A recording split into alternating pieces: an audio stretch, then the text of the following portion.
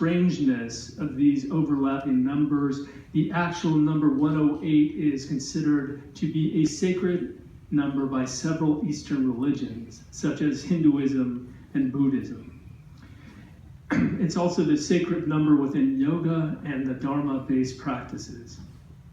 Also, it's within Jewish culture.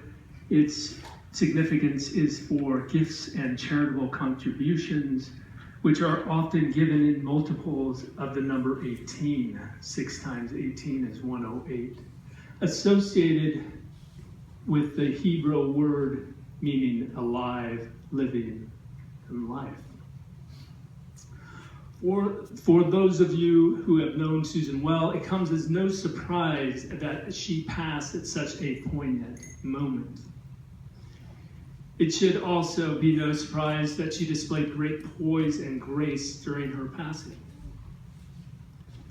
Even for those that had only a brief encounter with Susan, they too likely came to the conclusion that they had come into the presence of a great spirit, a wonderful woman.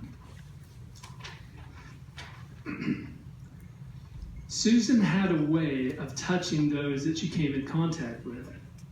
She could be both inspiring and also challenging at the same time. I think many of you know that. She could walk into a room and change the mood, bringing smiles to the faces of those in attendance. But Susan was no pushover. She might occasionally glance over in one's direction, giving a look that implied, "You know I believe in you, but I know that you could be better. I know that you could do better at this moment." And she did this in a non-judgmental and encouraging manner, as I witnessed for myself one day.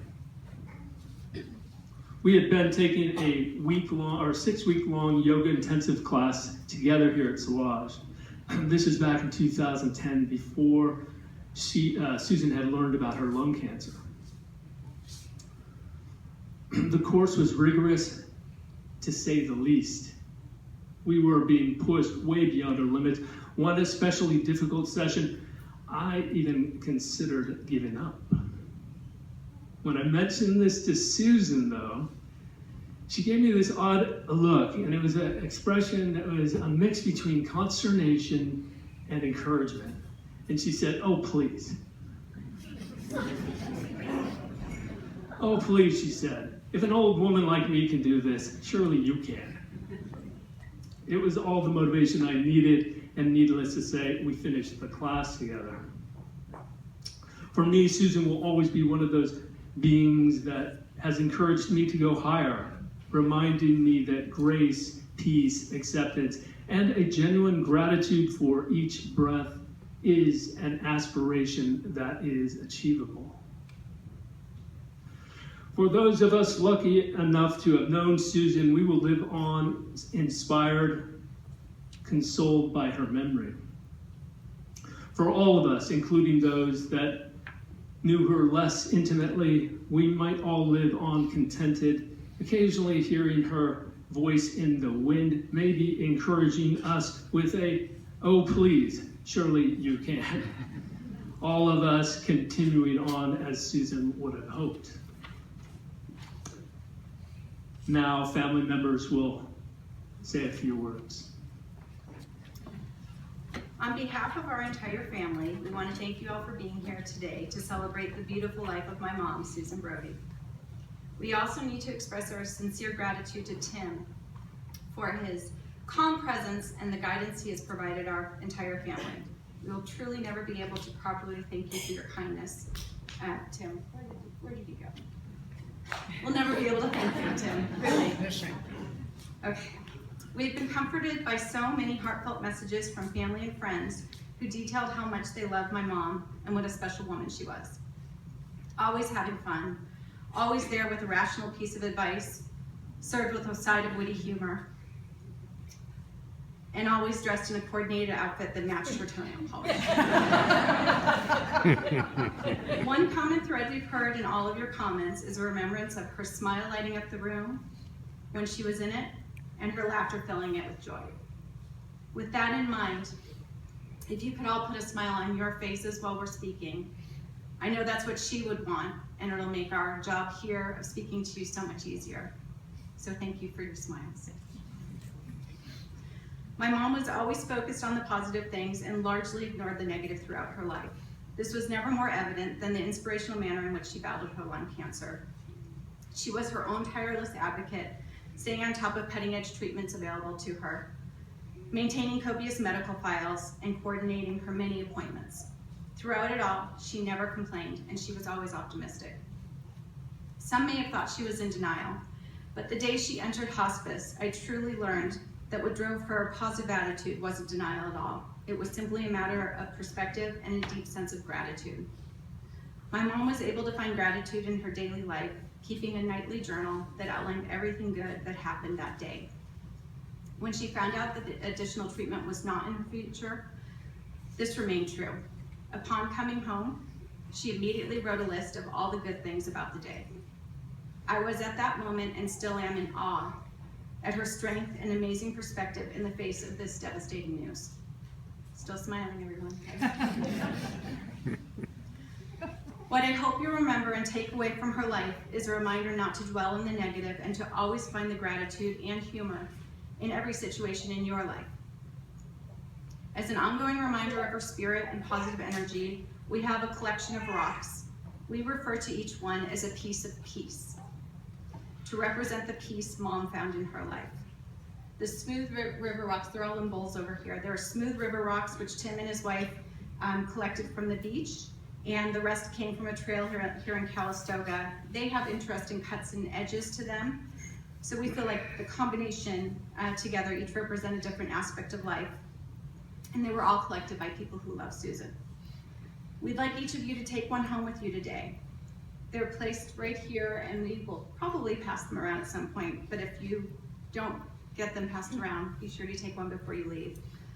Our hope is that every time you look at it or hold it in your hand, you'll feel the peace that Susie found in her life, that you'll smile with warm thoughts of her, and of course remember to find the gratitude in your life every day, just as she did in hers.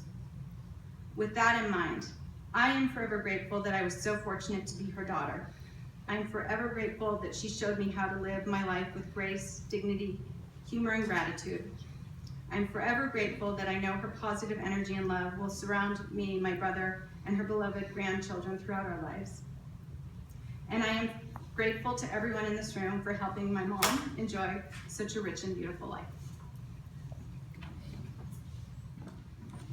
For the one or two of you that haven't guessed, I'm her sister. There are so many beautiful words to describe my big sister, Susie. For my entire life, from my very first word, which was sushi, until October 8th, she was my advisor, confidant, biggest booster, my hero, and most of all, my very best friend. I have been so blessed. Thank you. I could tell you about all the laughs and adventures and stories forever, but these will comfort me, and I hope that your sweet memories of my sister will comfort you.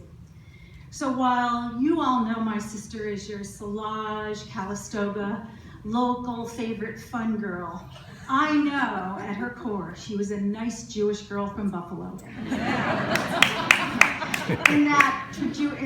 And in the Jewish tradition, I will be leading anyone who wishes to join us in saying Kaddish, the ancient prayer of mourning, to honor my beloved sister in the garden at 6:45. As Stacy and I were looking at the items that Susie kept close, we found this short essay. It was tattered and dog-eared, that she most likely read every day, and it really reflects how she lived. Attitude. She had a great attitude. And the essay goes, the longer I live, the more I realize the impact of attitude on life. Attitude, to me, is more important than facts, more important than the past, than education, than money, than circumstance, than failures, than successes, than what other people think or say or do. It's more important than appearance or skill. It will make or break a company or a home. The remarkable thing is, we have a choice every day regarding the attitude we embrace for that day.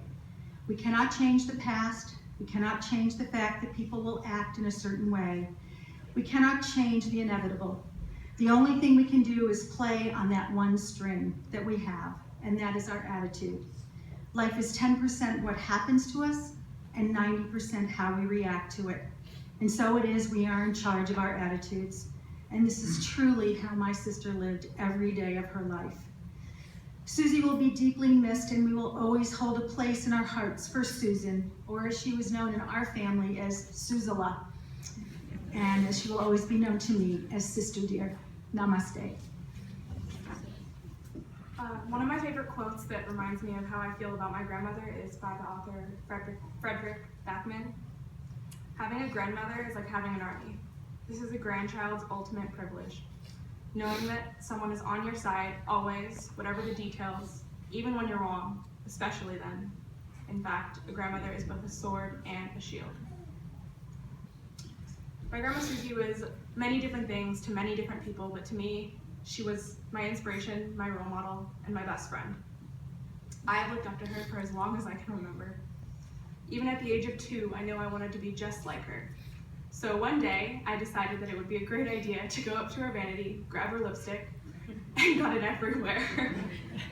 Rather than getting mad, she took a picture, it was framed, and I was reminded of that day for the rest of my life. Throughout her battle with lung cancer, she never stopped enjoying her life. She taught me to never let any obstacle stop me from appreciating my own life, because there was so much we could be grateful for. She was an inspiration to others, and she told me on more than one occasion that they were just side effects, that there were more important things to do with her life, and she shouldn't dwell on the negative.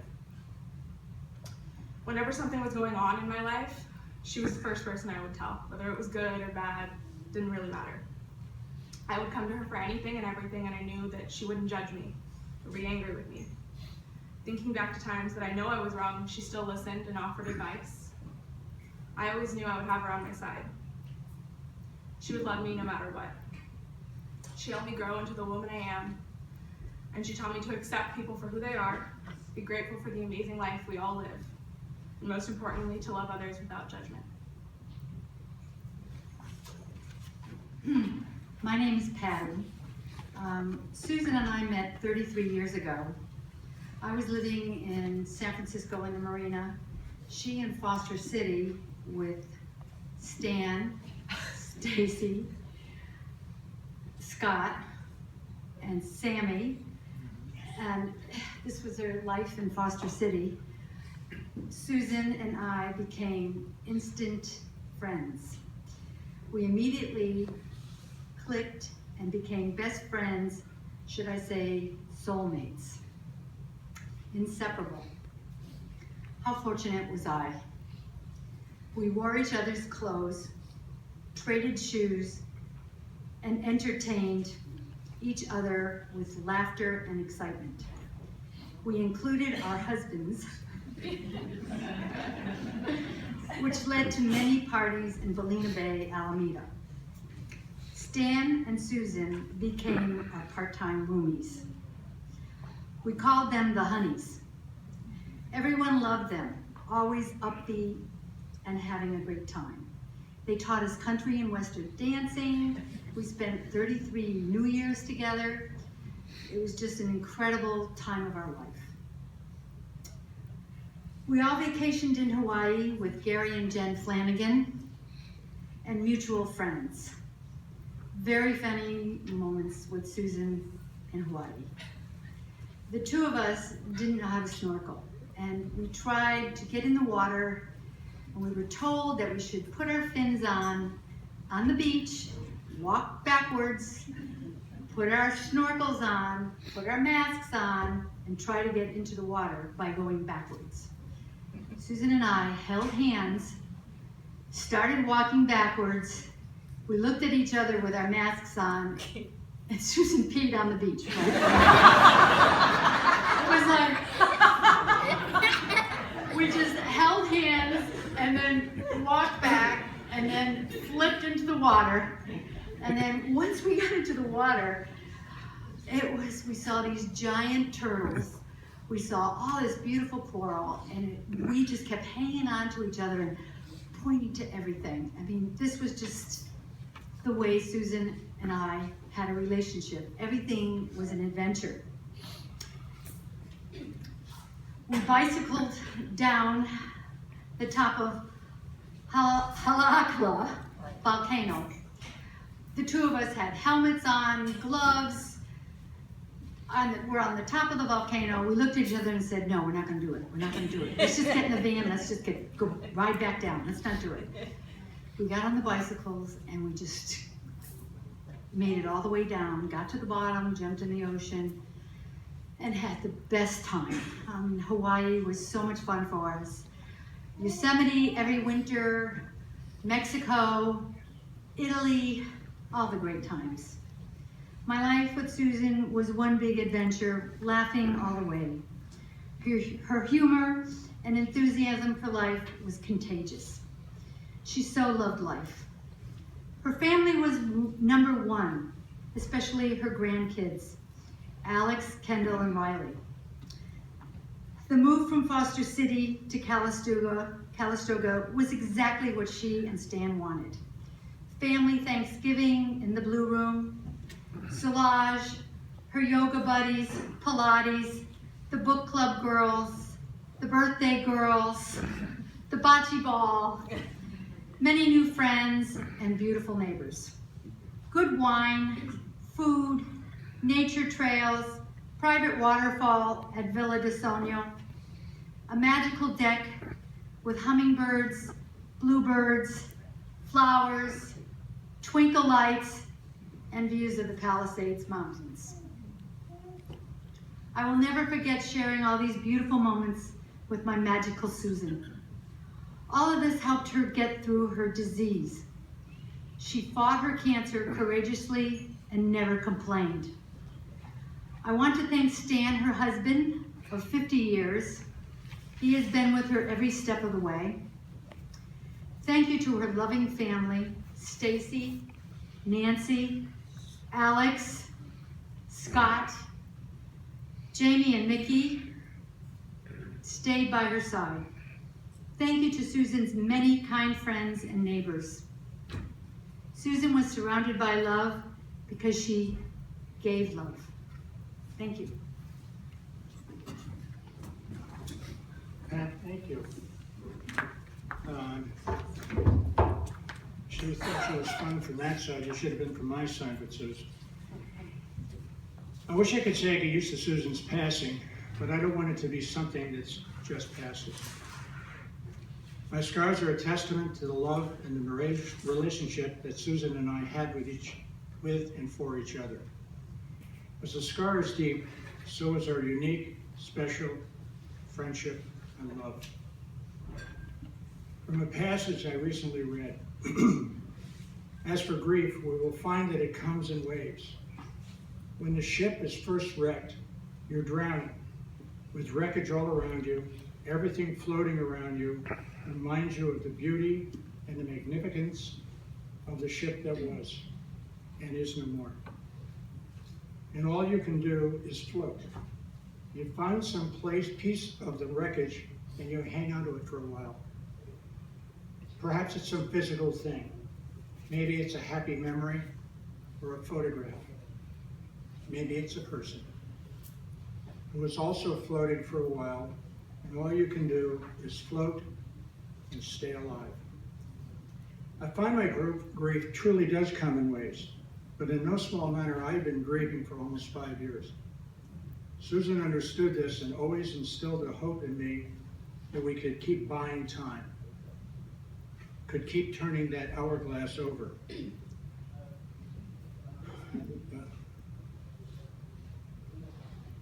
All along the way, I made some mistakes. We were supporting each other throughout her journey. Susan is a conundrum. Open, friendly, outreaching, and as all will know, quite gregarious. But at the same time, she is quite personal, retaining the depth of her illness from all. She never wanted anyone to know just how sick she was. She wanted everyone to maintain hope along with her. She wanted to instill hope for her survival in everyone, and indeed she did. She beat the odds. Her gift to all of us was to remain with us for 4.5 years, far longer than expected by our doctors. Thank you for being a part of Susan's life. She truly cherished your friendship. Scott, Stacy, Alex, and Nancy, sister to her. Indeed, all of our family, thank you for being here to help carry on her love. Brent, I want to thank you for the many times that you reached out to me. In no small way, she is here with us today, forever and forevermore. In Italiano, sempre e per sempre più. Thank you all for we really love having you here. I know Susan would love this gathering. Thank you.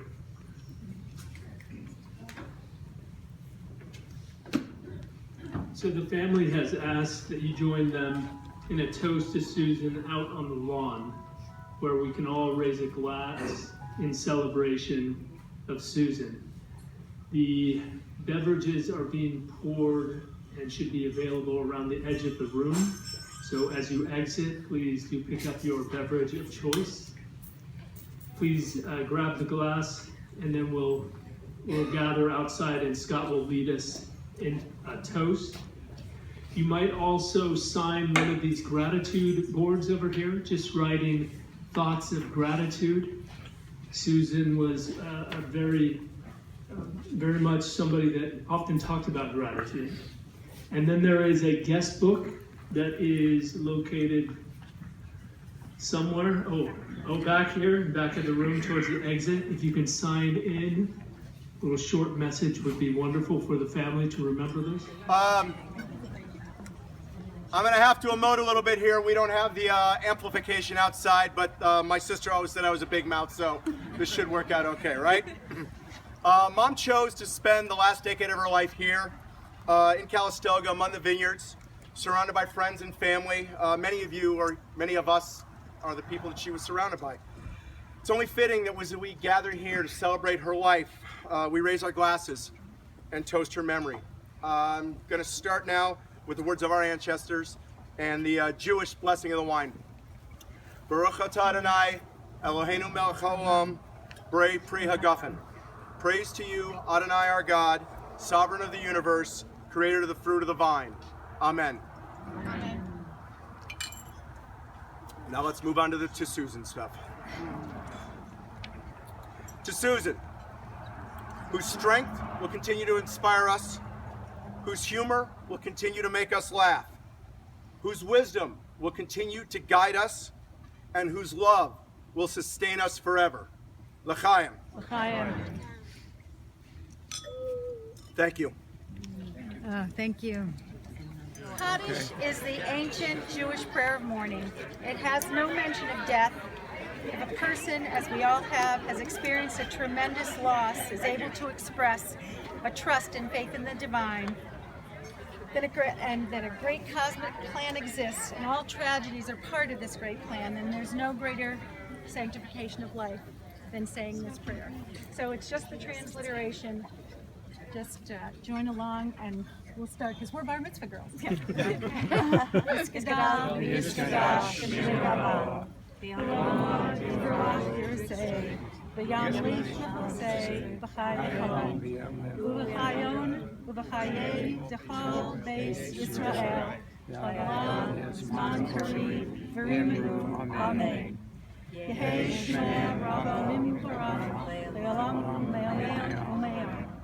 Yisparach, Yishtabach, Yishtar, Yishraman, Yisnaseh, Yisadar, Yisaleh, Yisaleh, Shemei, Yishab, Yichu.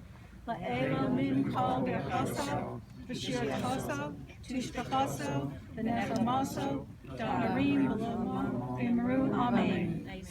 Yehei, Shlama, Rabban, Shemaiah, Bakayim Aleinu V'Kal Yisrael V'Imru Amen. Osei Shalom V'Imra Huyaseh Shalom Aleinu V'Kal Yisrael V'Imru Amen. My sister's spirit live in all of us.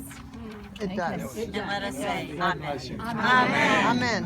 Or she would go, Amen. And you're welcome to do it that way if you want. Amen.